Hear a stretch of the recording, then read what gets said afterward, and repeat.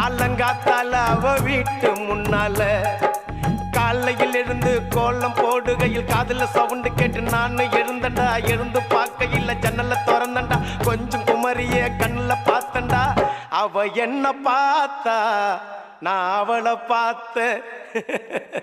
அப்புறம் கண்ணும் கண்ணும் முட்டிக்குச்சு, காதல் வந்து ஒட்டிக்குச்சு. டாவு டாவு டாவுடா டாவில்லாட்டி டையிடா